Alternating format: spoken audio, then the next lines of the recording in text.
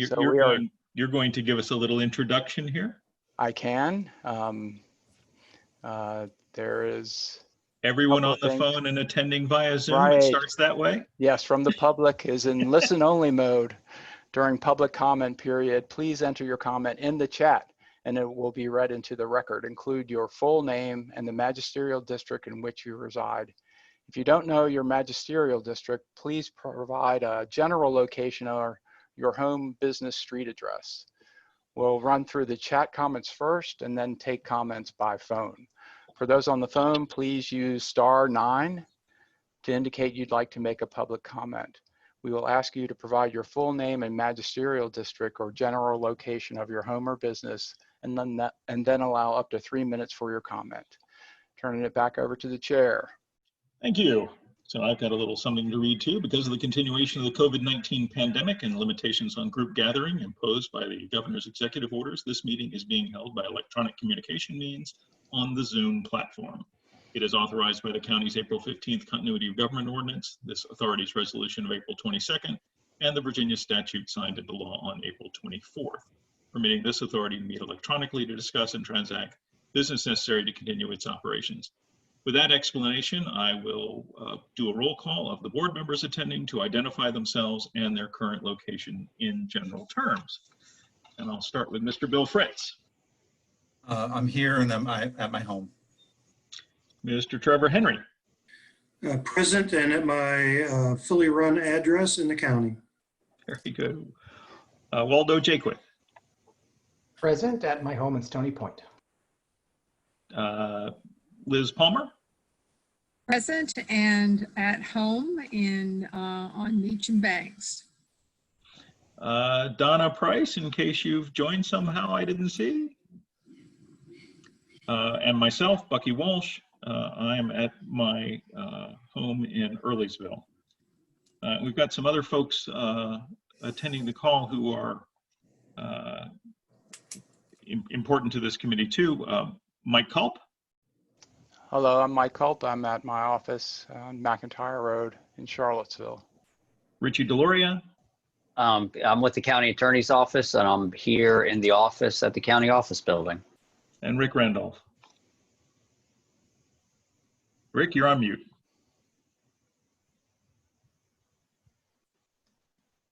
I'm in my den in Shadwell. Thank you very much. Well, I believe we have established a quorum, so I'll call this meeting to order. The first thing we've got is approval of the agenda. I trust everyone's had a chance to review the agenda. Are there any desires to change it, or does it seem acceptable? Seeing no desires, I'll move to approve the agenda. Is there a second? Second. All those in favor? Can I get by with a just a voice vote on this, Richie? Sorry, I can't hear you. You can't hear me. I think that's fair. Okay. I mean, we can see everyone, and if there is going to be an objection, we might have to go back and take note of that. Indeed, we will. So all those in favor say aye. Aye. Any opposed? Seeing and hearing none, the agenda is approved. First item on the agenda is the approval of the April 22nd, 2020 minutes. I got those and read those and sent a couple of small changes to Bill that he said he would incorporate. There were two minor changes. Waldo and Bucky had the same comment, and one minor change of could to should, and I've made those changes. Fantastic. I'll move to approve the minutes then. Is there a second? Second. All those in favor say aye. Aye. Aye. Any opposed? Hearing and seeing none, we'll take the minutes as approved. And that brings us to the public comment portion of our meeting. Mike, have we had anyone send any chats in? No, neither Hunter nor Keith have entered anything into the chat panel. And anyone raise their hand to speak? No one has raised their hand either. And no one is *9 on the phone. So I'm assuming we have no public comment for this meeting. Okay. Going on that. That'll take here we go. Oh, well, Hunter, just observing, so. Okay. Okay. We appreciate it. Thank you, sir. Delighted to have you. That'll move us on to old business. We've got the Virginia Telecommunication Initiative VADI 2019 update, our big project with CVEC. Mike, you had sent around some material and email having to do with that project. You want to give us an update? Yes, Chair, I'd like to share with the ABBA board the Midway substation portion of the fiber build is passing by 670 homes and businesses served by Midway and Albemarle County, and then nearly complete. There's a few more on-premise type routers that they have to put into individual homes.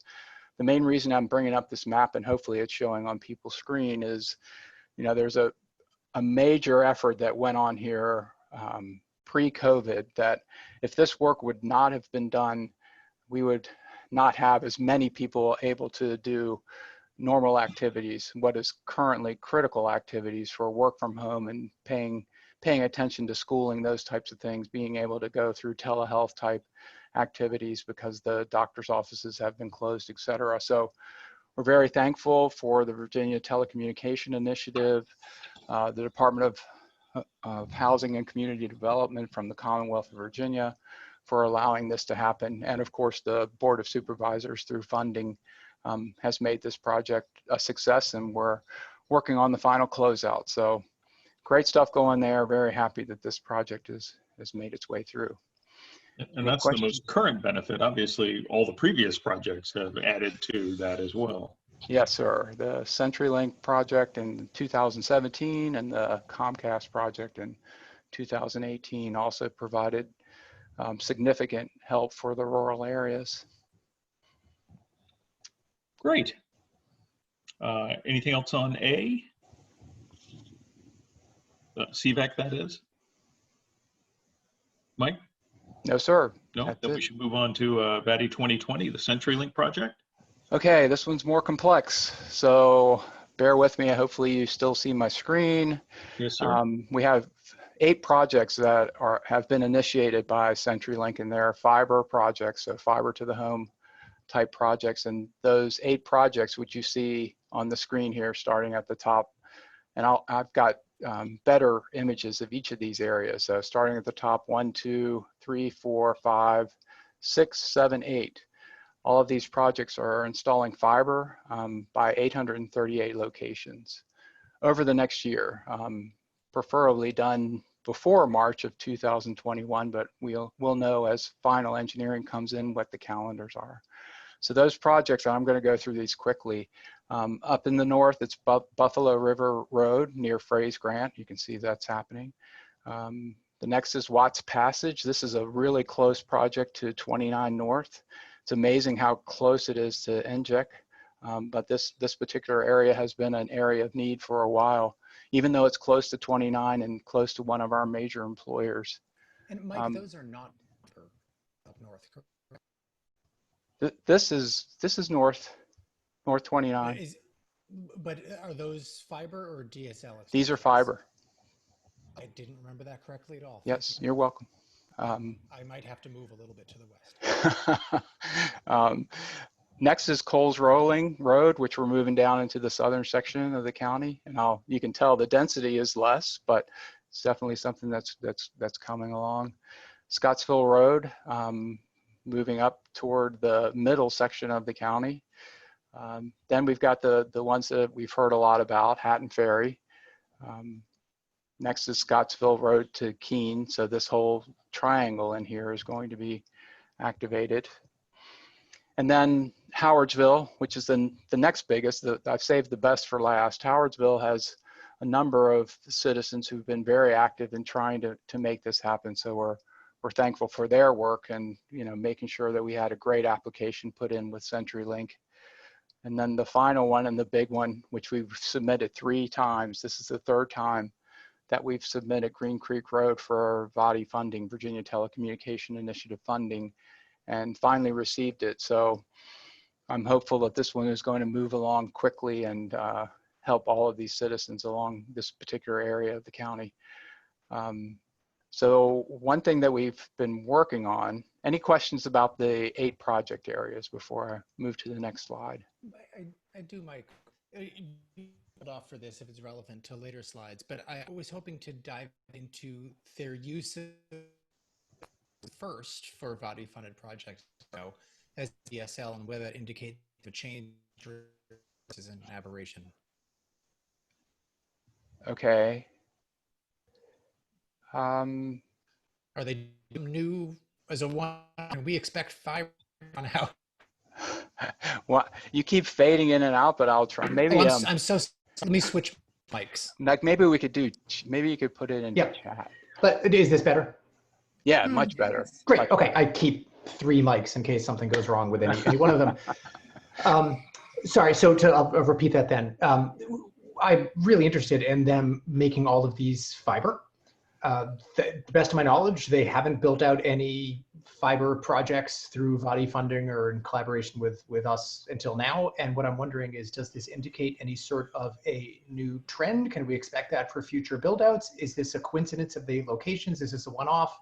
What should I read into this, if anything? From the CenturyLink perspective, I have heard and will continue to support this. There's interest in applying for VADI 2021, and the interest is purely on a fiber to the premise. So to answer your question, based on my knowledge of what CenturyLink has provided to me, is that going forward, DSL will be a thing of the past is probably a good way to set it. I don't want to put words in CenturyLink's mouth because they will probably do additional DSL upgrades, but as we apply for VADI, it will be fiber, if that makes sense. That's delightful. Thank yes. Yeah. So 2021 looks like VADI fiber project. So if they partner with us, so we still have some things to accomplish with that. What do we know about timing? Great question. And I have the frequently asked questions on the next slide, I believe. I just want to call your attention to a couple of questions that have come in from those non-board members that are on the call. Okay. Can we take them during the meeting as public comment? Richie, I guess I'm posing that as a question to you. I think you can speak to them, Mike. Okay. My view is the chair has leeway to allow that, and I know we have in the past. Okay. But it's up to the chair. Okay.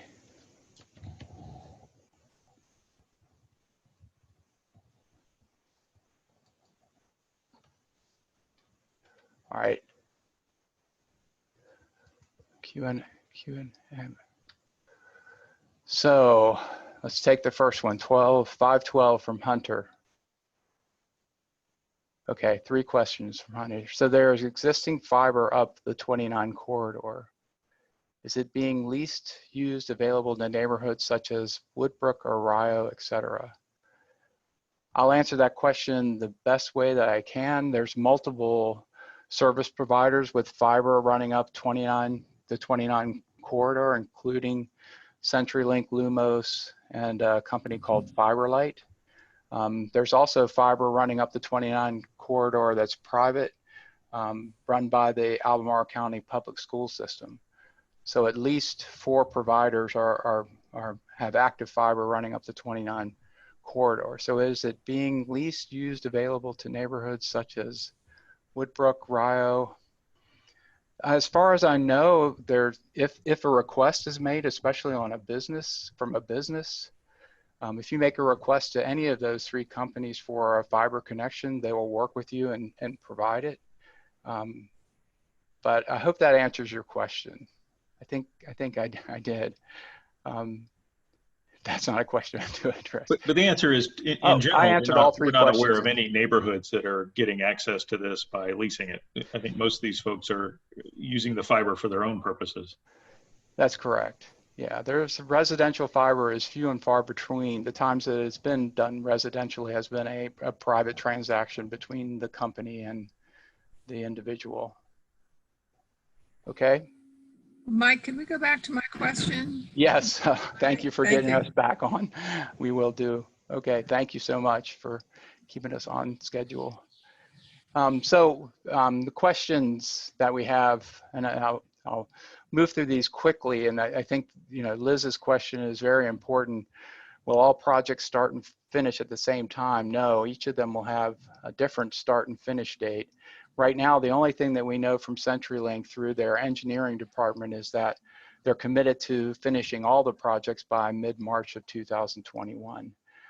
So what we can expect is that as we get through the summer, we're going to have more detail on scheduling and those types of input that can be provided. The intent for the FAQ is to, the frequently asked questions, is to be an active web page that the citizens who are involved will be able to come and view these as they're updated.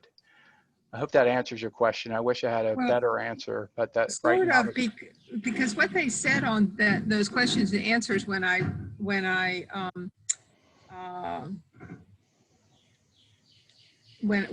went through that is that they would have information on their website, and I wasn't finding much, but it just says you can go to the link there. Yeah, I mean unfortunately, I have to agree with you that information is not helpful at all. The information that they have on their website, the only benefit to that is once the project has been activated. So it's really a no purpose use. All the website is doing for us is when a service is provided or available in a specific area, a customer, a current customer, or a new customer of CenturyLink can go to their website and type in their address, and then the new service will one day show up. It's been very frustrating for me, frankly, that every time that I ask them to give me an update on a specific address, especially for the ones that were done during the winter of this year, my only answer consistently was tell them to go to the website, and that's when they'll know that their service is available to them. So I wish I had better control over getting more clarity on when projects will be activated, but as I can, I'm doing the best I can, Liz. I wish I had that's better. fine. I just was wondering if there's something I missed on the website. And my other question is the 650 feet of fiber on that last one that's measured from the side of your house to the closest fiber terminal. Originally, we were told that anything pretty close to the road would be connected without additional charge. Does that mean that there's a terminal in front of everybody's house? I mean, I'm just trying to figure out how far away terminals are. Right, and that you're hitting the nail on the head as far as the most concerning question as we get more into engineering. Where will those fiber terminals be? The answer is coming. We'll find out more as CenturyLink finishes their engineering, but I can be certain that it's not going to be house by house. I assume so. I mean, I was kind of joking there, but yeah, I wish it were. I definitely. But I wasn't sure on the terminology. We were always calling this a D-slam before, and I wasn't sure it was the same thing as a terminal, quite frankly, and I didn't look that up. Right. So, could you explain that to me if they're basically the same thing that we're? No, there will be fewer connections than in a D-slam. So the fiber terminals that'll be installed will serve more than one premise. So the question becomes, how many will be in each one? Where are their locations, and how close are each of the homes to each of the terminals? And as CenturyLink gets more to the final design and starts placing, on a map where the fiber terminals will be, we can communicate with the citizens and let them know what their potential costs may be.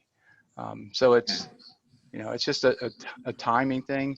One of the big differences here, just to clarify some of the concerns, is that this being as a fiber project that's not associated with a power line project, meaning, one of the reasons CVEC is going home to home is because they're building fiber all the way to the power portion of the home as well. So that in this particular case, CenturyLink will still be able to provide copper or DSL services. So in some cases, it may be a choice that the citizen homeowner or leaser or renter has to make. Mike, as a general rule, I don't think we want to put ourselves between the ISP and the customer in terms of quoting prices and things. That's right. Yeah, thank you for that. Yeah, we went through a couple renditions of this with CenturyLink. Yeah. I was just getting some questions because from citizens, because originally we were told, well, if you're really close to the road, you would have additional costs. And then I saw this, and I'm just wondering if what, not that I'm trying to get myself in between or explain to people, but that's what the message was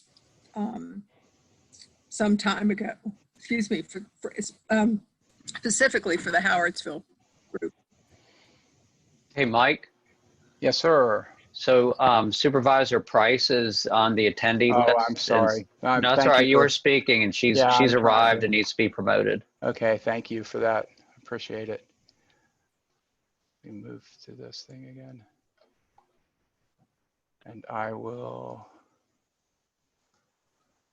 promote her to panelist. Thank you for that, Richie. It's hard to watch all this at the same time. Thank you for that. You're welcome. Thank you for joining. Donna, this is Bucky. Let me add you to our quorum. Would you state your name and tell us in general terms where you are? Donna Price, and I am in Scottsville, Virginia. Thank you very much. You're welcome. Back to you, Mike. So, yeah, closing it out, the frequently asked questions, or trying to at least, more questions are, obviously we can talk more about this, but we've gone back and forth with CenturyLink at least 3 different times to get to this point. So the next steps would be, once we get through all of this, and Liz, I agree with your concern that before it seemed like it was going to be direct to every individual home, no matter how far it was from the nearest fiber terminal. But this is something that we're going to have to work through. I disagree with you, Mike. I did not walk away from the presentation with that same sense. Okay. We knew there were going to be people who weren't going to be close enough. We didn't know who they were. We were told that the engineering would try to work so that people weren't disenfranchised who could easily have been included. But other than that, there were just going to be some houses that were too far back from the road or from where a likely terminal would be to get a free connection. Right, right. And we even discussed, should we foot the bill for those folks? And yes, we did. And decided after some discussion that no, we really didn't want to be responsible for last 100-yard location kinds of issues. Well, then I apologize. What I heard was if you were far back from the road, we would not, it would not be for free.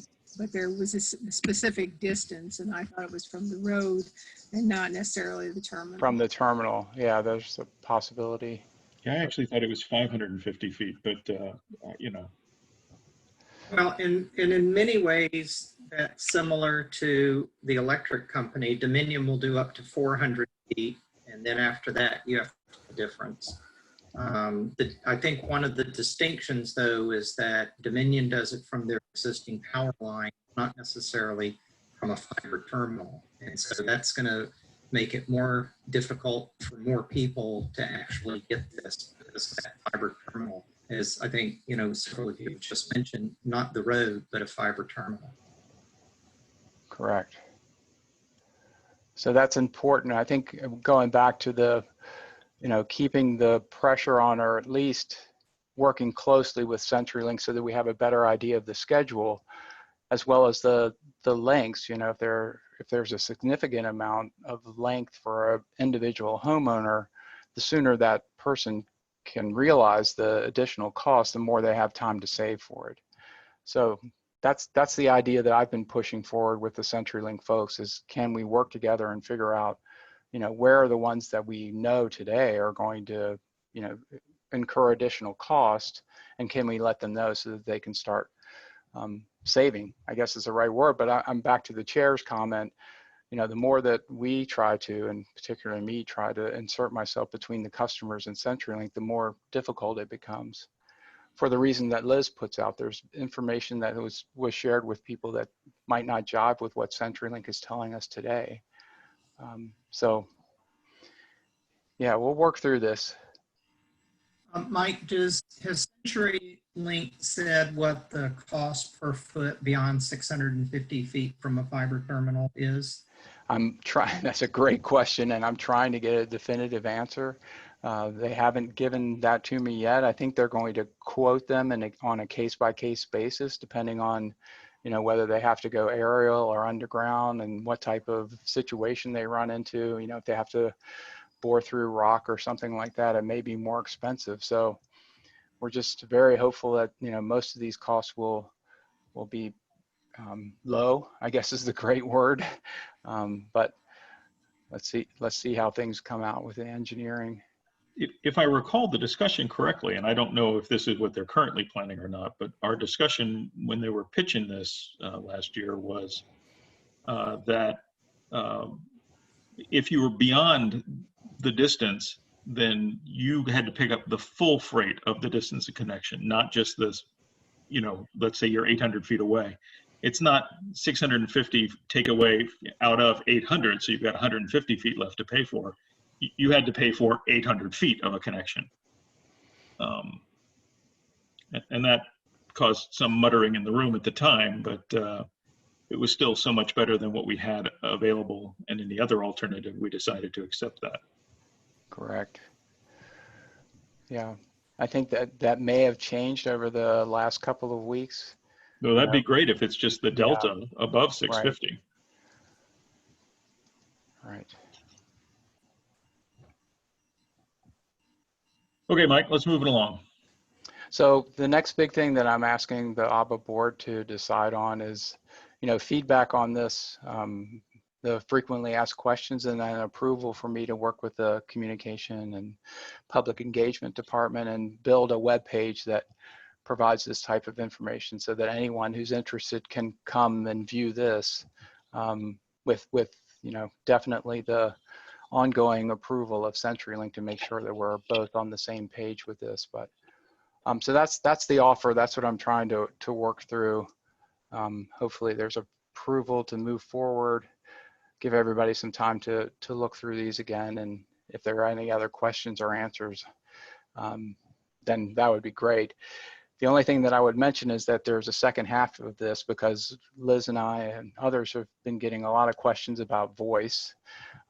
Voice has been specifically or particularly in the southern area, and CenturyLink will confirm this, that voice has been somewhat of a challenge in that area. And the good news is that it will be improved. There's traditional voice services that will be provided over the same fiber technology. So we're going to be eliminating the old copper, or CenturyLink will be eliminating the old copper and bringing in advanced fiber so that people will be able to access the typical voice services at central office. So there's a clarifying case here. You don't have to buy into a voice over IP provider. You'll still be able to use the CenturyLink service as if you were a phone customer today. It's just the bits and bytes are going across fiber instead of copper.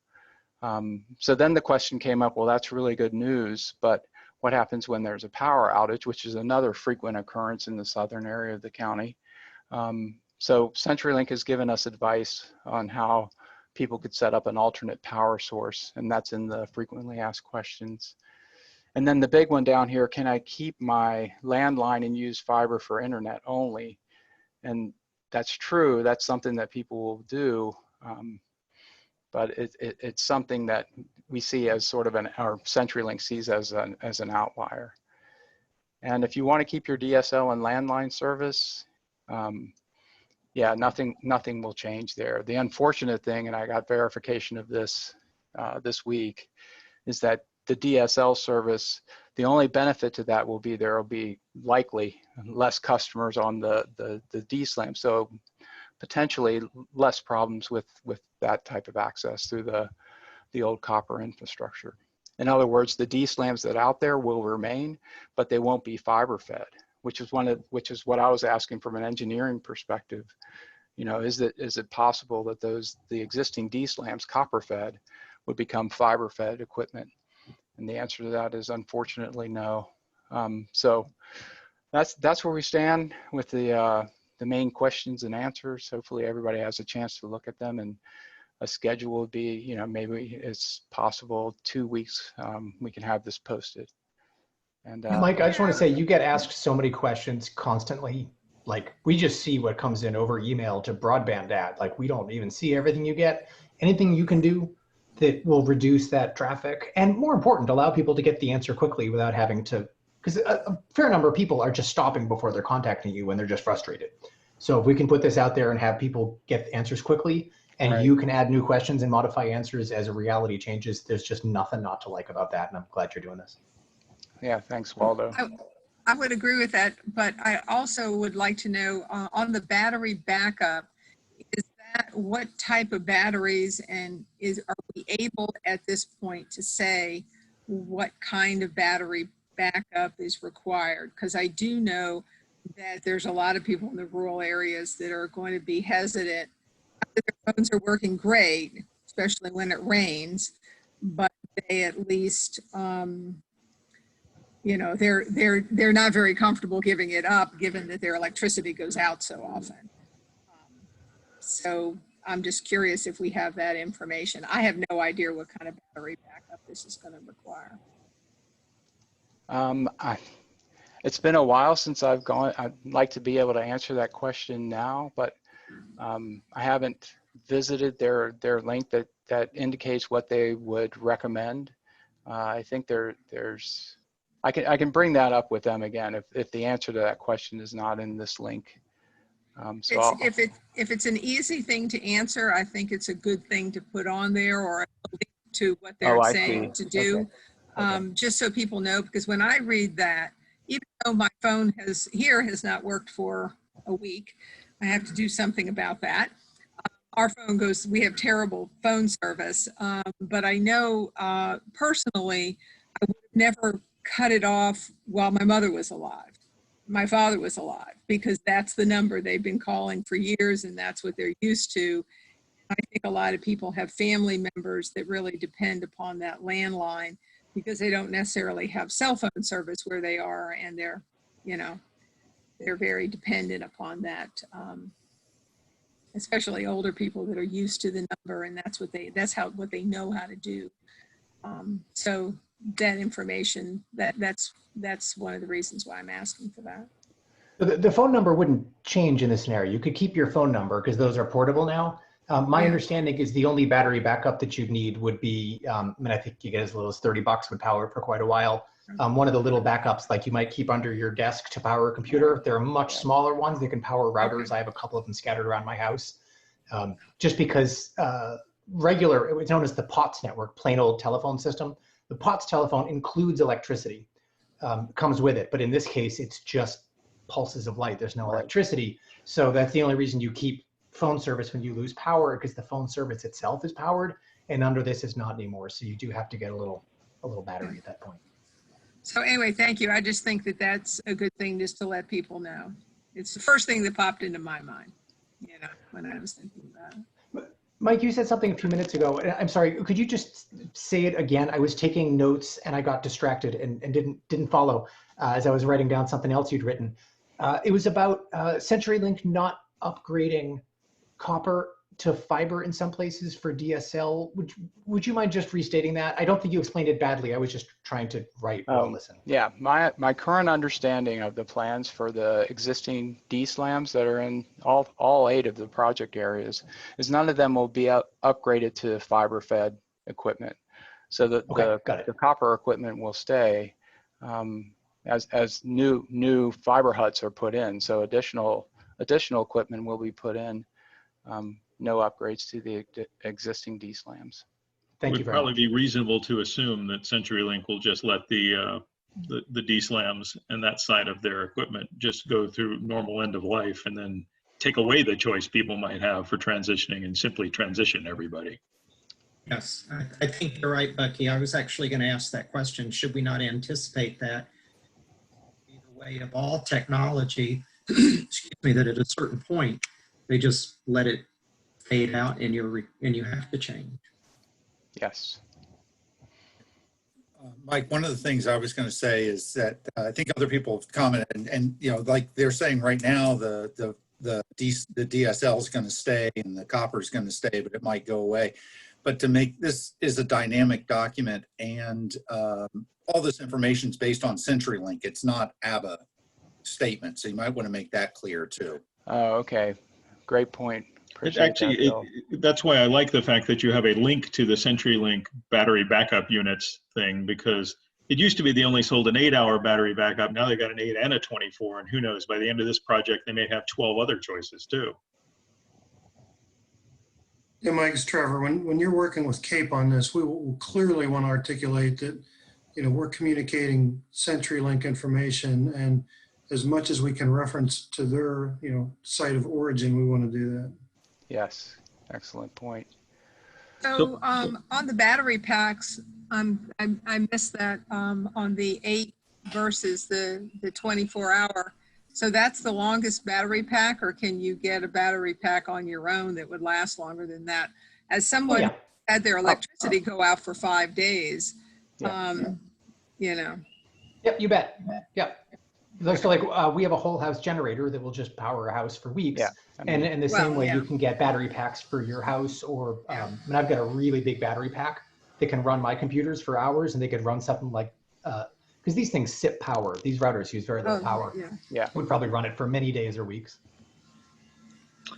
So, Mike, did you need a motion from us to approve this idea so you can go forward? I don't think so, Richie. I think we can just go back and forth with any comments, and let's say by the middle of next week, by Wednesday. I don't think there needs to be an approval for us to post this. Don't need a vote. Well, that's good. I don't think it hurts, Hearing but any dissension. I think it's without, I mean, you are the chief administrative officer, and so I think that's within your realm of duties. That would be my thought.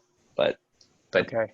if you feel there needs to be the board to endorse it, then there can be a motion and a vote. Yeah, I think it's just knowledge sharing and approval via email and otherwise. The board takes notice of your attempt to inform us of what you're doing and encourages you to move forward. Thank you, Chair. Can we move on to item C then, the 2021 guidelines? Yes, I want to talk a little bit about the 2021 guidelines. We submitted a set of recommendations. We'll be hearing more about those as the weeks progress. The main thing will be on June 9th, the How to Apply workshop and webinar, which will be the official posting of the guidelines. So that's when we'll first know what the approved guidelines were or are. You know, some of the things that we put forward were regarding there's a 25% coverage that's provided to wireless projects. There's concerns about the 25% and how that's evaluated. So if it's going over 25% of an active or an existing, meaning a project that's already in play and people are using DSL at 25 meg, how do you verify that you're actually, you know, hitting that 25% as a wireless project? So it's a little complicated, but just to let you know, that's one of them. Another one is the 3-year guarantee. So if there's a project that's currently underway, but it's not scheduled to end for 3 years, that can be a challenge. So we questioned how are we going to verify that the person who challenges a project that's going to be done in 18 months will actually complete theirs within 3 years. So there was a suggestion that if someone challenges an 18-month project because they have a 3-year project already on the slate, then that challenger should put together a plan that says they'll complete their project within 18 months. So it's sort of setting a bar that says if someone says they can get to the moon in 18 months and you're planning a moonshot 3 years from now, you need to up your game in order to challenge someone like that. So just a couple of things like that. Bucky put in a lot of great like clarification things. Hopefully those show up in the guidelines. Things like, is fiber the only option? Is coaxial out, of hybrid coax out? Is DSL out? Those types of things. So we'll see how it works. The other thing I wanted to let everyone know is that there was some confusion over whether the budget for VADI 2021 was dropped to 16 mil. It was originally 35 mil. The reality is that it is sitting today at 19. So it's at 19 million, same as last year. So a lot of competitive projects still coming across. So we'll see a lot of competition. 40 some applications last year, only 12 were offered funds. So we're getting there. Hopefully things will work to our favor again. Any questions about the VADI? Okay, back to you, Chair. I think that takes us on to the RFP status. Okay, so same thing. The slides here help provide that. On May 15th, we released the county, on behalf of the Broadband Authority, posted a request for proposals for broadband expansion, meaning we're looking to partner with ISPs for, in particular, there's 25 project areas that we've defined, and we're hopeful to receive responses by June 30th. So far, we've only had one question come back, which is a little concerning. I think people are very busy and they're working through it, but essentially we'll wait and see, I guess is the right word. There's not a lot more we can do with the RFP. Mike, weren't they given a copy of the draft RFP and they had a chance to ask questions then? Yeah, yes, they did. Yes. So presumably it's a little less concerning because they already had it. Good point, Waldo. Thanks for, yeah, they've had plenty of time to look at it. There were some clarity changes made to the final RFP, and just a remapping, much clearer on how to look at each of the project areas and prepare bids for them. So we're pretty excited. I think it's a valuable exercise, encouraging the providers to think about it as either a precursor or part of VADI. So it makes sense. It's not like they're duplicating work for proposals that come in for either one. The other thing that it does clearly is it helps us identify if we're going to have projects being able to meet this deadline, which seems like it's a ways away. July 13th seems like it's a ways away, but it'll come up pretty fast. So, you know, we have a deadline to notify DHCD of our intent of application. So one of the benefits and why we put the deadline for the RFPs out for June 30 is because that gives us plenty of time to identify which ones we want to at least put in for intent of applications. The interesting thing that you've got, and the reason that I put up this slide, is just the juxtaposition of our meetings. They don't fit perfectly into making those decisions. For instance, if the June 24th Broadband Authority meeting were moved to July 10th, as an example, I think that might be a weekend, but you see the point. If we were closer to that deadline, we could the board could vote on if we have a number of applications that we want to make. So I'm actually putting this out so that people understand there's a little bit of a juxtaposition as far as our meetings go. So I may be asking the board chair to call a special meeting in order to vote on, or at least discuss, which of the applications. Let's assume we receive multiple partnership applications, that we'll vote on them sometime before the July 13th deadline. I feel like I might have confused people with that. Hopefully it made sense. No, I think it's clear. Okay. I think that's well worth its own meeting anyway, and I'm glad it works out like that. This is not a small thing we're doing here. Right, right. Is this the right time to introduce the notion of maybe having an informal working group who will review and make recommendations for that potential special meeting, review the RFPs that we receive, and then make a recommendation to the Broadband Authority as a whole. Informal, of course, not a subcommittee, just an informal working group. And I'm thinking 1 or 2 people that might include folks like, say, Waldo and somebody else. I'd be happy to. I'm all for it.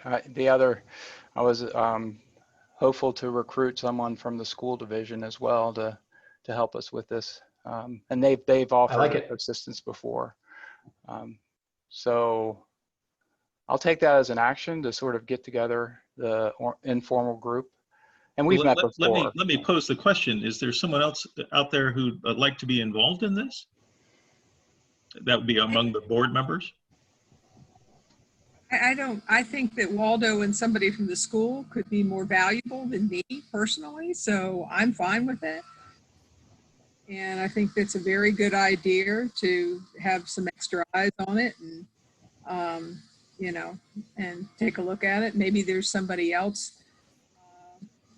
professional type, that would be a good idea, and others can chime in on that. But I like the idea and your suggestion. I wouldn't want to do it by myself. No. A, because it's a bad idea, have one person review it, but B, because I don't have the experience with RFPs related to building out physical data infrastructure. But the idea of partnering with somebody within the school system who has so much experience with this, I love. I mean, I would enjoy the heck out of that. Yeah. Well, let's plan on that. We'll pick it up again on the June 24th meeting because we won't really have anything to look at prior to that time, but we'll take that as the direction we're heading for now. Yeah, the one thing I'll suggest, Chair, is that the individuals that we're talking about helping me with the pre-proposal virtual conference. So I'll take that as an action item to make sure if they're interested to have them online for that as well. Very good. Okay, thank you. I think that, you know, having the supervisors, having Donna and I look at it, knowing what areas and what the needs are maybe more specifically is good, but it's not necessary in that first look over because, you know, we're all going to see it anyway. Yeah, I'm expecting everyone will have access to everything. I just would like a couple people who are responsible for a deep dive and making a recommendation.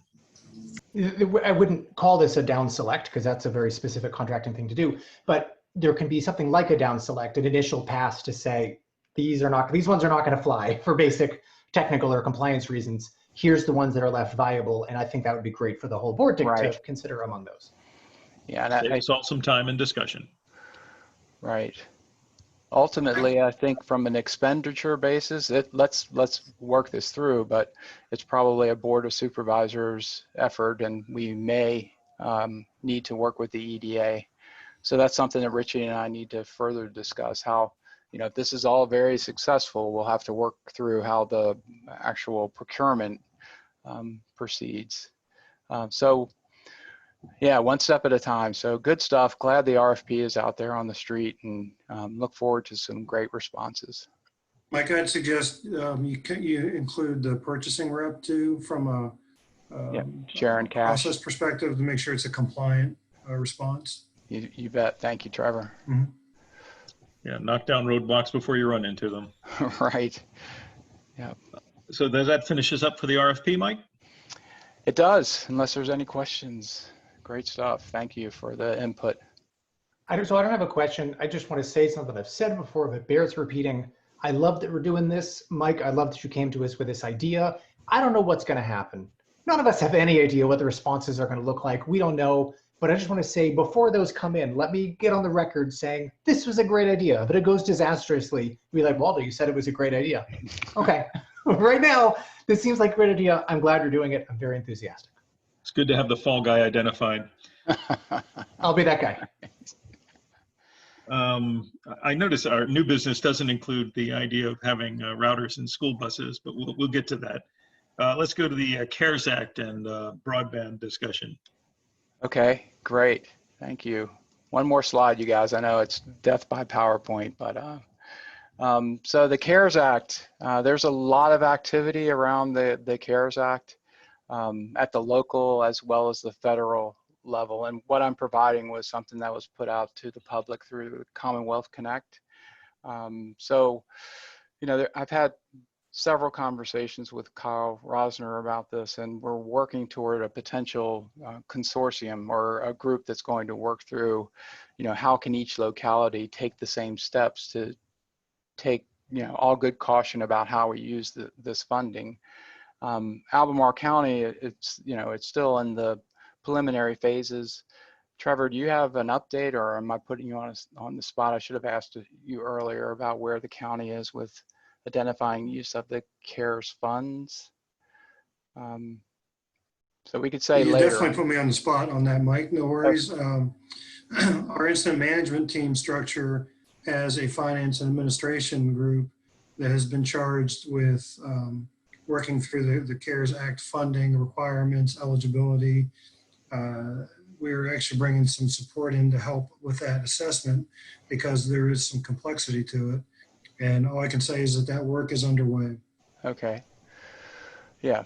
And so from the state level, you know, there's everything from, you know, working on the public telemedicine capabilities, meaning, you know, the fact that we have an elderly population in the rural areas that in some cases are on fixed income. It would be very beneficial. I think Liz and I were working with a similar case this week that shows if folks were able to participate in this type of telehealth, we'd be in a much better safer place. Our community would be much better for it. So that's one thing that's coming out. The next is the distance learning. Obviously, that's a big charge for the school division, dropping their 5% as quickly as they can prior to school starting up in August. But it's also, we're hearing a lot about multiple people accessing the internet at the same time in the rural areas. That includes college students trying to finish off their work for the year and then going into summer session, and then concerned about how's it going to, you know, turn out in the fall when I've got two of my college kids as well as a high schooler all trying to do work at the same time. So those types of things are definitely on people's mind. And then the most important perhaps is the ability to put people back to work. This is one of the clear ways that we've seen the equity charge here is taken a clear shot at us, meaning our rural areas without having broadband capability for work from home capabilities, is that we're putting certain fundamental people at risk. So it's certainly something we would like to work on as we get closer to understanding how the CARES Act will be put forward. Any questions about that? I think I might have stumbled a little bit there, but. I just have a comment, and I think that there's going to be a difference from community to community as to how they interpret what they can use this money for, liberally or more narrowly. It's going to be really interesting to see. One of the links that you sent out to us, I think it was a Michigan article. Yes. They, you know, made the very broad statement of local governments using the CARES money to provide services in, you know, in light of dealing with COVID. And it's such a broad statement. I mean, I can see things getting applied in many different ways with that statement. I guess what I'm hoping is that our county doesn't decide to apply that too narrowly. I know we're very conservative with respect to these things. And I'm sure that whatever staff comes up with, we're going to think is the right thing to do. I'm just making the statement that I think it's going to be pretty, I think there's going to be differences from community to community given how the information is presented to date. Yeah, I think that's one of the reasons why we want to look at this from a Commonwealth perspective at some point. The reality is that, and specifically for rural communities, is that there's not enough funds to provide all the services that are necessary. I think it's clear that, while it's a great thing that this is happening, there's going to be, I don't want to put it in these rough terms, but there will be winners and losers. People are going to be asking for, or coming up with great reasons to use the funding, but only those that are most critical are the ones that will actually be put into place.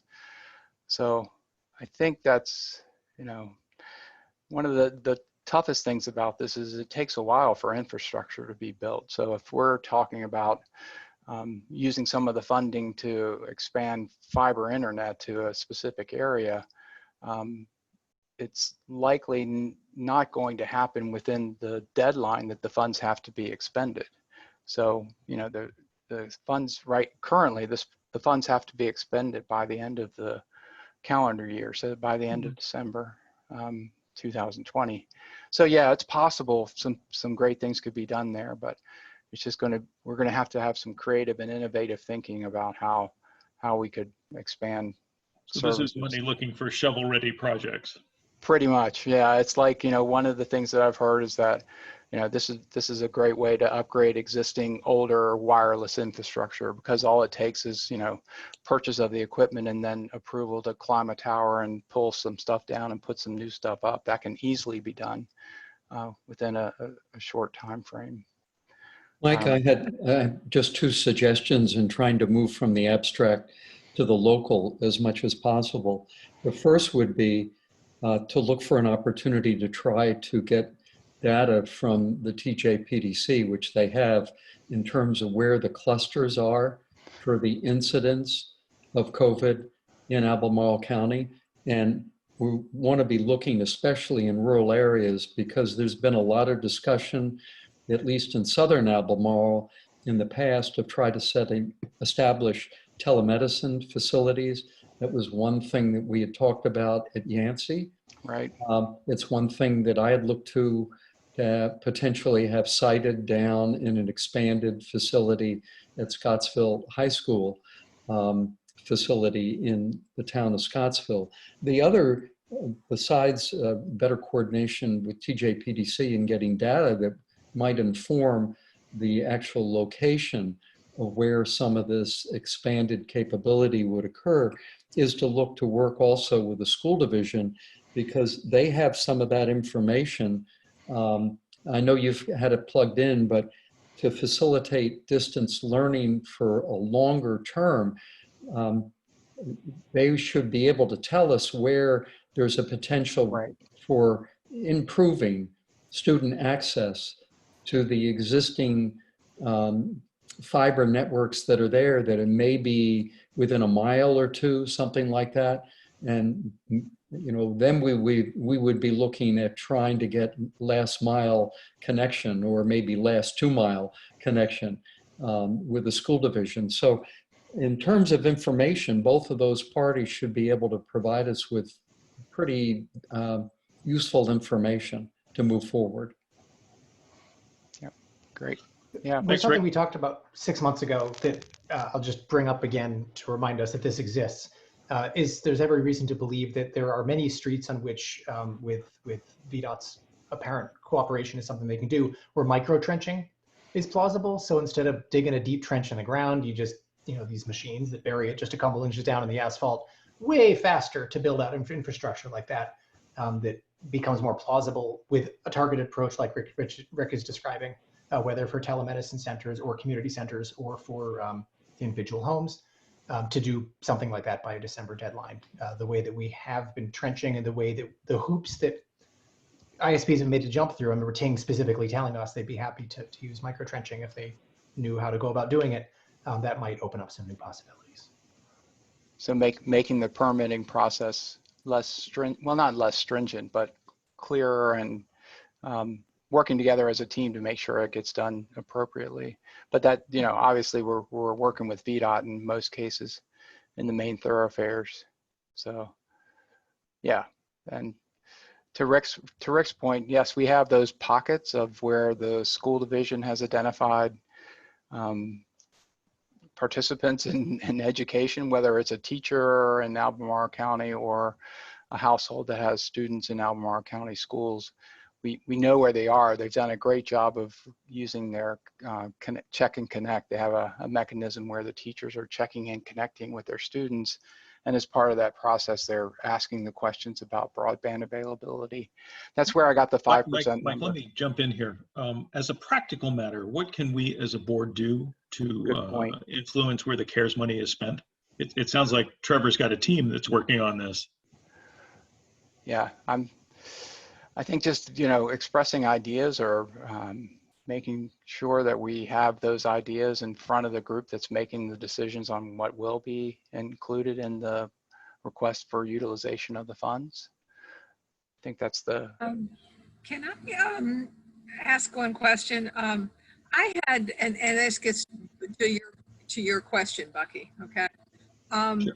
I had a long talk with the director of the United Way last week. And what they're doing is they're trying to look at rural areas, infrastructure, mainly housing and whatnot. And I brought up, well, if you're really trying to coordinate infrastructure issues in rural areas, you should be looking at broadband. And then we got into, and she hadn't really thought about that in their coordination with all these different agencies. And so we talked for quite a while about that. And one of the things that came up was the actual infrastructure inside the house. Do you have the means of connecting if the fiber comes to your house, that sort of thing. And that's something we always talk about, getting the connections to people's houses, but then a lot of people don't, have a computer, don't have the stuff inside to do that. So I'm wondering about the CARES money for that kind of level of connectivity in rural areas for our less fortunate. And you may be getting a call from her if you have not already.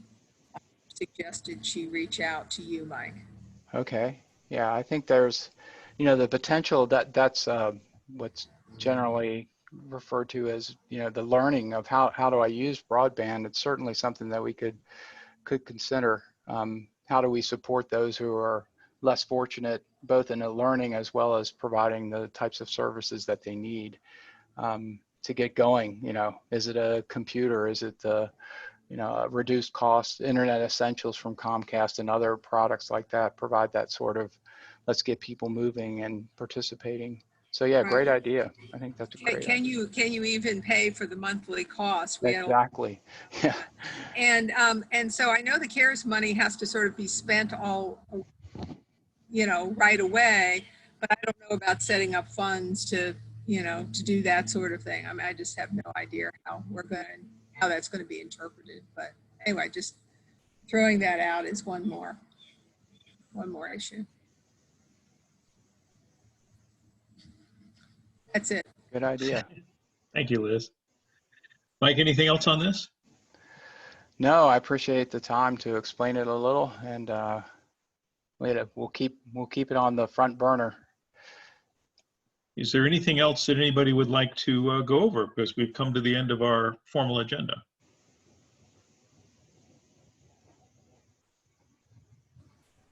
I'm not seeing any mouths moving with mics muted, so I'm going to take that as a no.